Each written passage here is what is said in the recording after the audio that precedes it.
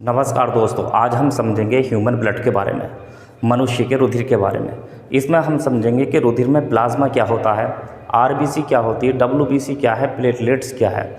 इन सब की सामान्य जानकारी देंगे और हम इसके सामान्य कार्यों के बारे में बताएंगे और इससे रिलेटिव इसकी कमी से या अधिकता से जो होने वाले रोग हैं उनके बारे में बताते हैं। तो बने रहिए मेरे साथ। देखते हैं, शुरुआत करते हैं हम ह्यूमन ब्लड से।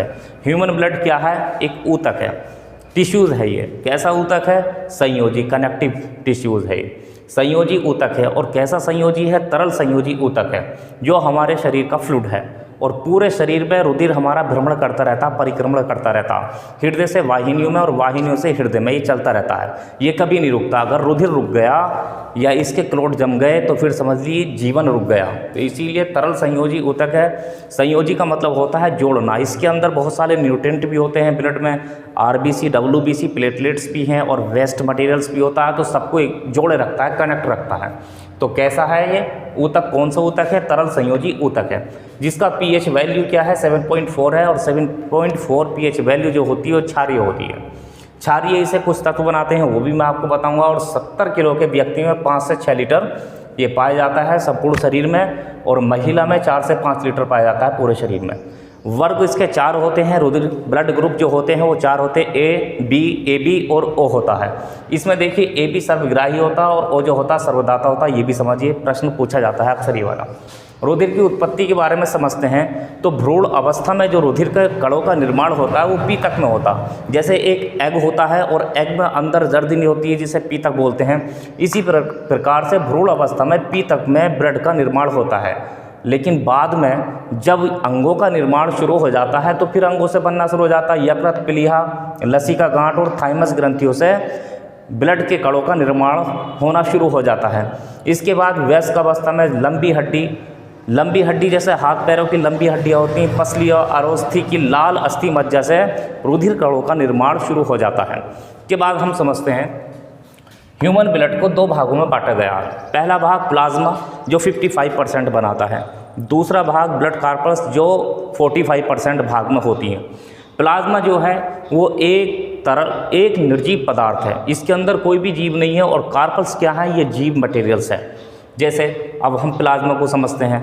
प्लाज्मा 2 भागों में बांटा गया, तरल भाग और ठोस भाग। तरल भाग 90 से 92% में केवल जल है और 8 से 10% में जाता है ठोस भाग, जो कार्बनिक पदार्थ और अकार्बनिक पदार्थ से मिलकर बना होता है। तो कार्बनिक पदार्थ में हम देखते हैं प्रोटीन, इसमें प्रोटीन भी पाई जाती है। प्रोटीन कौन सी होती है? एल्ब्यूमिन होता है, ग्लोब्यूलिन होता है। ये परासरण दाब के बना कर रखती हैं, जो शरीर का परासरण दाब होता उसे बना के रखती है। एक प्रोटीन आ जाती है, इसमें फाइब्रिनोजन आ जाता है और प्रोथ्रोम्बिन आ जाता है। ये ब्लड क्लोटिंग करता है। जैसे कोई आघात हो जाता है, चोट लग जाती है और ब्लड बहना शुरू हो जाता है, फिर उसके बाद ये खुद ब्लड 1 मिनट, 2 मिनट या 5 मिनट में खुद बहना रुक जाता है। तो उसी को बोलते हैं फाइब्रिनोजन और प्रोथ्रोम्बिन प्रोटीन। ये काम करती हैं ब्लड क्लोटिंग का। पोषक पदार्थ भी इसमें होते हैं, जैसे ग्लूकोज हो गया, एमिनो अम्ल हो गया और वसीय अम्ल हो गए। अपशिष्ट पदार्थ में यूरिया हो गया और यूरिक एसिड हो जाता है। प्रतिस्कंदन में हिपेरिन एक पदार्थ होता है जो लीवर में बनता है। हिपेरिन क्या करता है कि ब्लड में वाहिनियों में जो ब्लड दौड़ रहा है, वाहिनियों में जो वेंस में ब्लड दौड़ता है उसे जमने नहीं देता है। अगर हिपेरिन नहीं हो प्रतिस्कंदन तो ब्लड जम जाएगा वाहिनियों में। वाहिनियों में ब्लड केवल प्रतिस्कंदन हिपेरिन की वजह से ही नहीं जमता है, वो तरल रखता है और पूरा शरीर में ये ब्लड घूमता रहता है।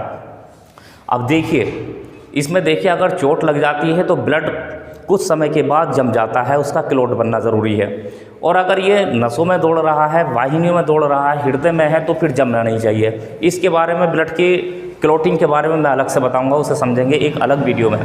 सुरक्षात्मक पदार्थ भी इसमें पाए जाते हैं, जैसे लाइसोजाम। ये क्या करता है कि हानिकारक यानी कि बैक्टीरिया को या जीवाणुओं को या रोगाणुओं को नष्ट करता है लाइसोजाइम। हार्मोन्स वगैरह भी इसी में होते हैं, ये तैरते रहते हैं। हार्मोन्स ग्रंथियों से निकलते हैं, अंतःस्रावी ग्रंथियों से ब्लड में शामिल हो जाते हैं। ब्लड में शामिल होने के बाद टारगेट यानी कि लक्ष्य कोशिकाओं तक पहुंचते हैं। तो ये इसके कार्बनिक पदार्थ हैं। अकार्बनिक पदार्थ में सोडियम, पोटेशियम, कैल्शियम और फेरस मतलब आयरन, लोहा। इनके क्लोराइड, बाइकार्बोनेट, सल्फेट और फास्फेट पाए जाते हैं। और यही होते हैं जो रुधिर को क्षार बनाते हैं। जैसे इसका पीएच मान कितना है ब्लड का, 7.4 है, तो 7.4 क्या है, क्षार है।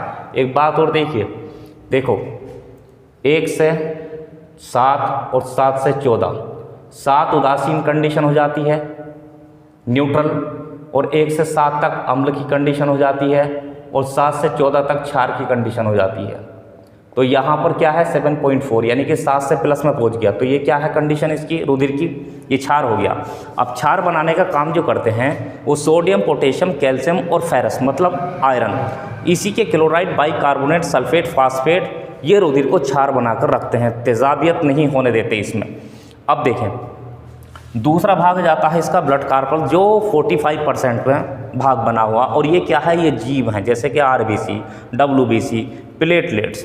RBC red blood cells, WBC white blood cells, और प्लेटलेट्स क्या है, रक्त बिंबाणु। देखिए आरबीसी को एरिथ्रोसाइट्स भी बोलते हैं, डब्ल्यूबीसी को ल्यूकोसाइट्स भी बोलते हैं, और प्लेटलेट्स को थ्रोम्बोसाइट्स भी बोलते हैं। आरबीसी की अगर हम आकार देखते हैं तो वह अवतल वृत्ताकार यानी कि गोल होती है, इसका रंग जो होता है लाल होता है, और ऐसे समझिए जैसे एल्पेनलीबे की टॉफ़ी होती है, बीच में से थोड़ी दबी हुई होती है, साइडों से उभार होता है इसका। और इसकी संख्या देखते हैं तो 54 लाख प्रति घन ml रक्त में पाई जाती है। इसी प्रकार आरबीसी से बड़ा डब्ल्यूबीसी की जो आकार है वो आरबीसी से बड़ा है, और इसका आकार एक नहीं है अनेक है, क्योंकि ये कई प्रकार की होती है डब्ल्यूबीसी। प्रकार मैंने बताए नहीं, डब्ल्यूबीसी को डिटेल में अलग वीडियो में बताएंगे। अब यहाँ पर संख्या आरबीसी कितनी है, प्रति घन मिली ml रक्त में 54 लाख है, तो यहाँ पर 5 से 9 हज़ार है प्रति घन ml रक्त में। इसे हम देखते हैं प्लेटलेट्स को, तो उभयोत्तल आकार की होती है ये, और 2 से 5 लाख प्रति घन ml रक्त में पाई जाती है। इसका लाइफ स्पेन 120 से 127 दिन तक का होता है, यानी कि जीवन काल, जीवन अवधि। अब जीवन काल से मतलब ये नहीं कि बॉडी की जितनी भी आरबीसी हैं सब नष्ट हो गई, इसी प्रकार से लाइफ स्पेन इनका भी चलता रहता है। जैसे मनुष्य का, हमारा सपोज कीजिए 60 वर्ष का लाइफ स्पेन है इस टाइम, या 70 वर्ष का, या 100 वर्ष का है, तो 100 वर्ष मरने के बाद किसी एक के मरने से पूरा जीवन तो ख़त्म नहीं होता। इसी प्रकार से मृत भी होते रहते हैं और जन्म भी होता रहता है। तो क्या होता है इसमें कि 120-127 दिन में नष्ट होती रहती हैं और अपनी संतान की उत्पत्ति करती रहती हैं, तो पूरी बॉडी में आरबीसी की संख्या बनी भी रहती है।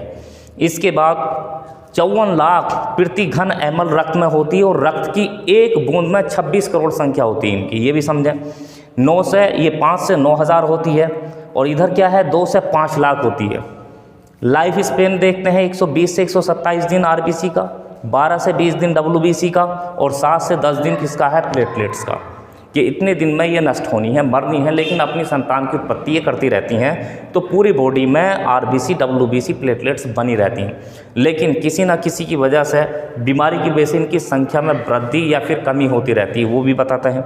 समझिए बनती कहाँ है, अस्थि मज्जा में, तो सेम डब्ल्यूबीसी भी अस्थि मज्जा में बनती है, और प्लेटलेट्स भी अस्थि मज्जा में बनती है।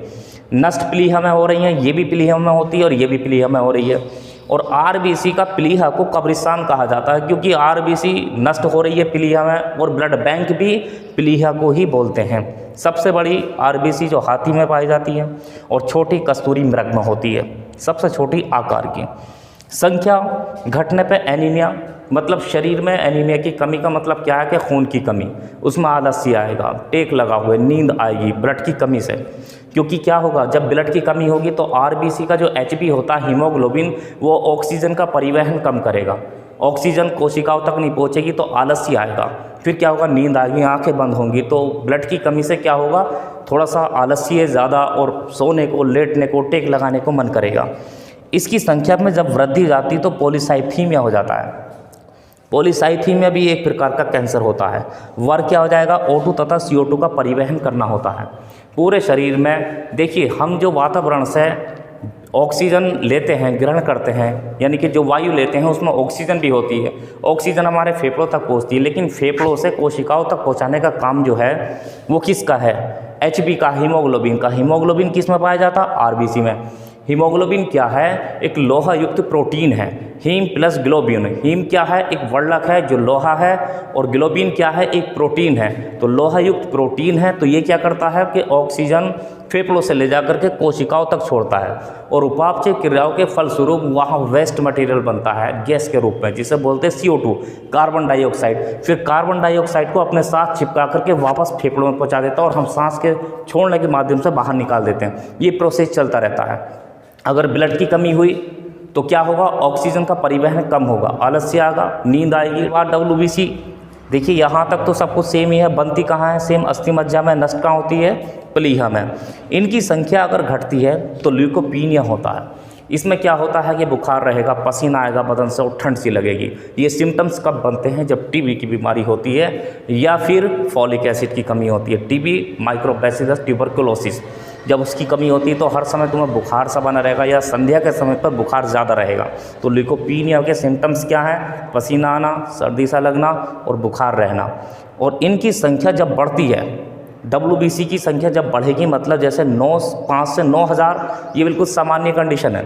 अब इनकी संख्या जैसे ही बढ़ेगी तो सिम्टम्स बन जाएंगे ल्यूकेमिया। ल्यूकेमिया क्या होता है? ब्लड कैंसर होता है, बहुत डेंजरस है। इसके बाद निर्माण किस चीज़ का करती हैं WBC? एंटीजन और एंटीबॉडीज़ का है। और देखिए एंटीबॉडीज़ और एंटीजन निर्माण की वजह से इसे शरीर का सिपाही भी कहते हैं, क्योंकि शरीर में रोगाणुओं को नष्ट करती है, और एक सिपाही एक डिफेंस ऑफिसर की तरह काम करती है, यानी कि एक सिपाही की तरह, जवान की तरह काम करती है, लड़ती है बीमारियों से। वर्क क्या है? इम्यूनिटी डेवलप करना, यानी कि रोग प्रतिरोधक क्षमता को बढ़ाना और रोगाणुओं को नष्ट करना, ये WBC का काम है। इसके कई सारे टाइप भी हैं, वो मैं डिटेल में जब WBC पढ़ूंगा तब समझेंगे। तीसरे नंबर पर जाता है प्लेटलेट्स, इसे रक्त बिंबाणु भी बोलते हैं। इसका आकार क्या है? उभयअवतल। 2 से 5 लाख की प्रति घन ml रक्त में पाई जाती है, और लाइफ स्पेन 7 से 10 दिन होता है। 7 से 10 दिन में नष्ट हो जाती है और अपनी संतान की उत्पत्ति करती रहती है। सेम बनती कहाँ? अस्थि मज्जा में, और नष्ट होती कहाँ है? प्लीहा में होती हैं। इनकी संख्या में अगर कमी आती है, थ्रोम्बोसाइटोपिनिया बीमारी हो जाती है, जिसमें ब्लड क्लॉटिंग नहीं बनता है और ब्लड शरीर से बाहर निकलना शुरू हो जाएगा, नाक से, कान से। ऐसा कब होता है? जब एक डेंगू मच्छर काटता है, मादा एनोफिलीज, तो वो प्लेटलेट्स को खा जाता, नष्ट कर देता सारी। और जैसी बॉडी में प्लेटलेट्स की कमी होगी, वैसे ही ब्लड हमारे शरीर से बाहर निकलना शुरू हो जाएगा। अगर ब्लड की क्लॉटिंग होती ही नहीं है तो उसमें ब्लड की क्लॉटिंग नहीं हो रही। किसमें? जिसमें के प्लेटलेट्स की संख्या कम हो रही है, बिल्कुल डाउन हो जाती है। और अगर बिल्कुल एकदम नष्ट हो जाए तो अंततः व्यक्ति की मौत भी जाती है, पेशेंट की। अगर इनकी संख्या में वृद्धि हो जाती है तो वृद्धि को बोलते हैं थ्रोम्बोसाइथेमिया। ये कौन सी बीमारी जाती है? वृद्धि होने का मतलब थ्रोम्बोसाइथेमिया। इसका मतलब क्या हुआ कि जब अचानक से प्लेटलेट्स में वृद्धि हो जाती है तो फिर बॉडी में, दिमाग में, मस्तिष्क में बहुत सी जगह क्लॉटिंग होने का खतरा रहता है, यानी कि रुधिर के थक्के बन जाते हैं। और रुधिर का थक्का जब बन जाता है तो रुधिर परिसंचरण में दिक्कत आती है, प्रॉब्लम हो जाती है, और हो सकता है दिमाग की या बॉडी की नस कहीं से फट जाए, फिर डेथ हो जाती है। तो इस प्रकार इसका वर्क क्या है? ब्लड क्लॉटिंग करना। लेकिन ब्लड क्लॉटिंग का काम कब है? जब ये बिल्कुल सामान्य कंडीशन में होती है। अगर घट जाती है तो ब्लड क्लॉट नहीं करती है, और अगर बहुत ज़्यादा बढ़ जाती है तो पता लगता है कि जब ज़रूरत ही नहीं है उस क्लॉटिंग की तो फिर भी क्लॉट बना देती है बॉडी में कहीं भी। तो इस प्रकार हम ब्लड के बारे में समझें। और अगर टोटल ब्लड का अगर हम वर्क जानें तो हम कह सकते हैं कि ब्लड का काम क्या है? O2 CO2 का परिवहन करना। O2 CO2 के साथ साथ वो वेस्ट मटेरियल का भी परिवहन करता है, जैसे यूरिया होता है, यूरिक एसिड होता है। यूरिया को किडनी से बाहर निकालने का काम करता है, या फिर हमारे ब्लड में से यूरिया को, अमोनिया को निकालकर यकृत में पहुंचाता है, यकृत उसे चेंज कर देता है, और फिर यूरिया यूरिन के माध्यम से हम बाहर निकाल देते हैं। कुछ प्रतिस्कंदन होते हैं, वो भी उसे भी शरीर में परिवहन करता है। इसके बाद एंटीटॉक्सिन होते हैं, वो भी परिवहन करता है उसका। या बहुत सारे हार्मोन्स होते हैं, उनका भी परिवहन करता है। या फिर बॉडी का तापमान जो होता है उसका समन्वयन करता है। देखिए हमारे शरीर में जैविक क्रियाएँ चलती रहती हैं, जहाँ जैविक क्रियाएँ ज़्यादा होती हैं वहाँ शरीर का तापमान ज़्यादा होता है, और वह भाग शरीर के जो हमारे वायु के संपर्क में होते हैं वहाँ का तापमान कम होता है। जैसे हाथ का अगर हम देखेंगे, चेहरे का देखेंगे, यहाँ का तापमान हमारा कम है। और आंतरिक अंगों में अगर हम देखते हैं जहाँ जैविक क्रियाएँ बढ़िया चल रही हैं तो वहाँ पर तापमान ज़्यादा होगा। तो रुधिर क्या करेगा कि अंदर का और बाहर का तापमान को सामान्य बनाकर रखेगा। उसके बाद घाव का भरने का काम रुधिर का है। रोग प्रतिरोधक क्षमता रुधिर रोग प्रतिरोधक क्षमता डेवलप करता है, रुधिर करता है, बीमारी से लड़ने की ताकत देता है, और भी बहुत सारे अन्य ऐसे कार्य हैं जो रुधिर के हैं। तो इसी के साथ मैं आज रुधिर के टॉपिक को बताया आपको, और इसी के साथ मैं समाप्त करता हूँ। मिलते हैं नेक्स्ट वीडियो में किसी नेक्स्ट टॉपिक के साथ। तब तक के लिए बाय और धन्यवाद।